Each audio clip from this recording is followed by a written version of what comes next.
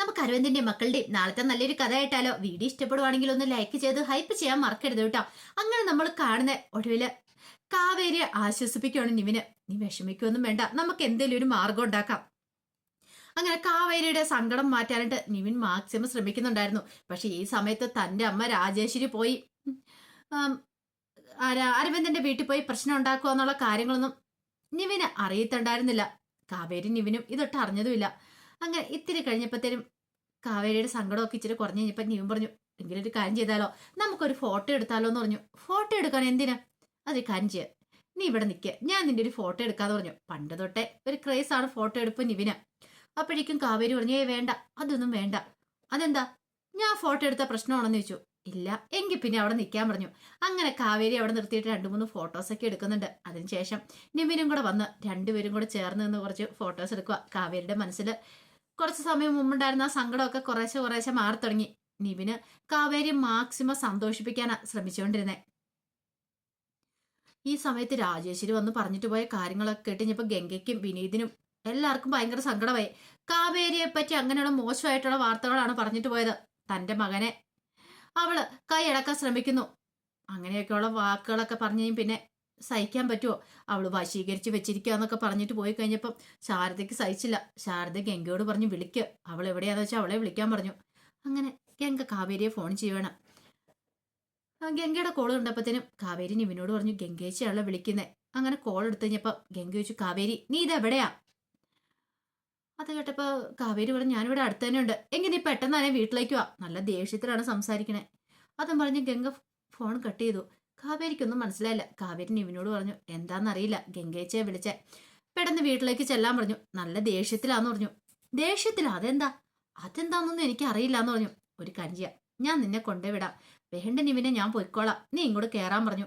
അങ്ങനെ ഒടുവില് നിവിനും കാവേരിയും കൂടെ ബൈക്കിനാണ് കാവേരിയുടെ വീടിന് അങ്ങോട്ടേക്ക് വരുന്ന സമയത്ത് ഗംഗയും ശാരദയും വിനീതും ഒക്കെ മുറ്റത്ത് തന്നെ ഉണ്ടായിരുന്നു. അങ്ങനെ അവർ രണ്ടുപേരും കൂടെ വന്ന് ഇറങ്ങി. നിവിനും കൂടെ അങ്ങോട്ട് കയറി വന്നു. ഈ സമയത്ത് കാവേരിയോട് ശാരദ ചോദിച്ചു, നീ ഇതെവിടെയായിരുന്നു? അത് ഞാനും നിവിനും കൂടെ സംസാരിച്ചുകൊണ്ടിരിക്കുകയാണ്. പെട്ടെന്ന് കാവേരിയോട് ദേഷ്യപ്പെടാനായിട്ട് ശാരദ തുടങ്ങുമ്പോഴത്തേനും ഗംഗ പറഞ്ഞു, അമ്മേ ഇവിടെ വെച്ചുകൂടെ ഒച്ചപ്പാടുണ്ടാക്കണ്ട, ഭാഗത്തേക്ക് വിളിക്കുക, അകത്തിരുന്ന് സംസാരിക്കാന്ന് പറഞ്ഞു. ആ സമയത്ത് നിവിൻ ചോദിച്ചു, ആന്റി എന്ത് പറ്റി ആന്റി? ആന്റിയുടെ മുഖമൊക്കെ എന്താ വല്ലായിരിക്കണേ? ദേ നിവിനെ, ഒരു കാര്യം ഞാൻ പറഞ്ഞേക്കാം. ദേ എന്റെ മോളുടെ പിന്നാലെ വെറുതെ നീ നടക്കേണ്ട കാര്യമൊന്നുമില്ല. അങ്ങനെ എന്തെങ്കിലും ആഗ്രഹം നിന്റെ മനസ്സിലുണ്ടെങ്കിൽ അതും കൂടെ മാറ്റിയേരെ. പിന്നെ നിന്റെ ഈ വീട്ടിലേക്കുള്ള വരവ് ഇന്നത്തോടുകൂടി നിർത്തിക്കോണം. പറഞ്ഞ മനസ്സിലായല്ലോ?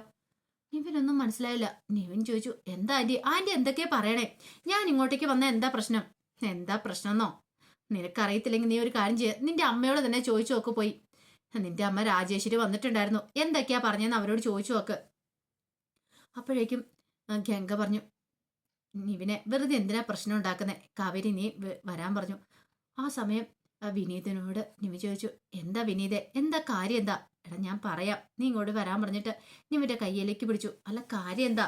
അത് നിന്റെ അമ്മ വന്നിട്ട് കുറച്ച് കാര്യങ്ങളൊക്കെ പറഞ്ഞ് പ്രശ്നം ഉണ്ടാക്കി ഇവിടെ. കാവേരി നീയും തമ്മിൽ അടുപ്പത്തിലാന്നൊക്കെ പറഞ്ഞോണ്ടേ.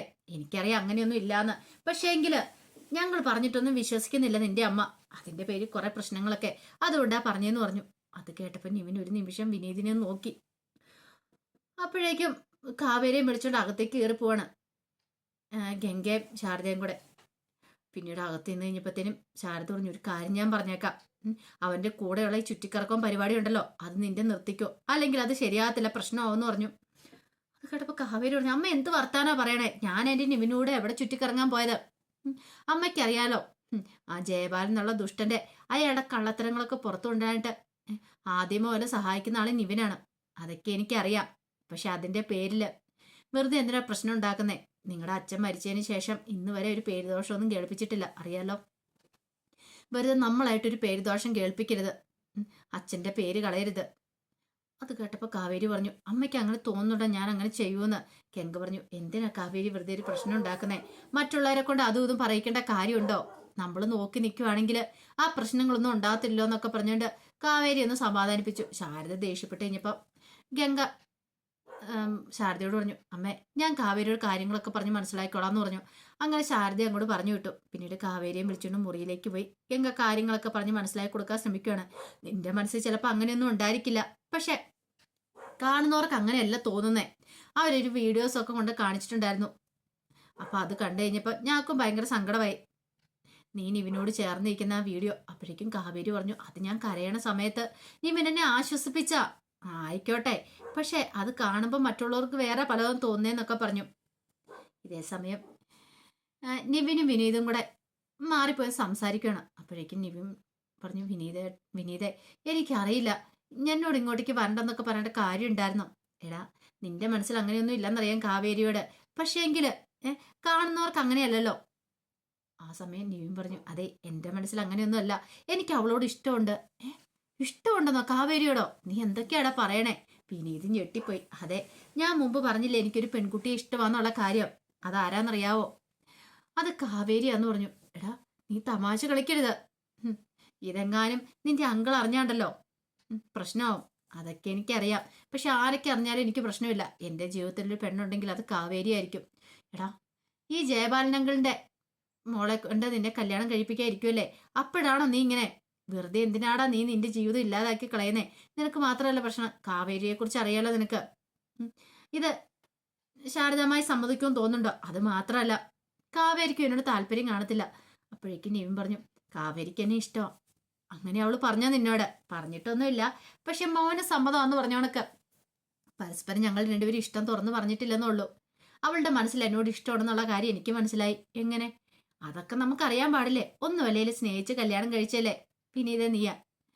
നിനക്ക് സ്നേഹത്തിന്റെ വില അറിയാലോ, കാര്യങ്ങളൊക്കെ അറിയാലോ. ഇനി ഞാൻ അതൊക്കെ പറയുന്ന കാര്യമുണ്ടോ? അപ്പോഴേക്കും വിനീത് പെട്ടെന്ന് നിവിന്റെ കൈയെടുത്ത് പിടിച്ചു. എന്നിട്ട് പറഞ്ഞു, എന്റെ പൊന്നു നിവിനെ ചതിക്കരുത്.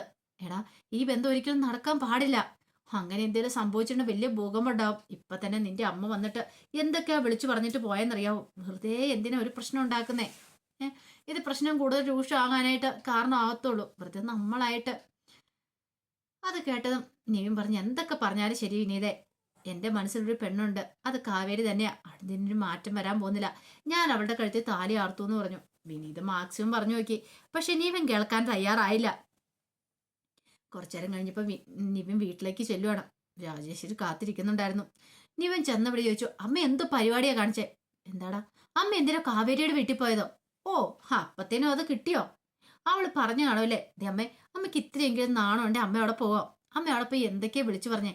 എടാ, എന്റെ മകന്റെ കാര്യം നോക്കണ്ട എന്റെ ആവശ്യമാ. നിന്നെ അവള് വശീകരിച്ചു വെച്ചിരിക്കുവല്ലേ ആ ഭൂലോകരംഭ കാവേരി.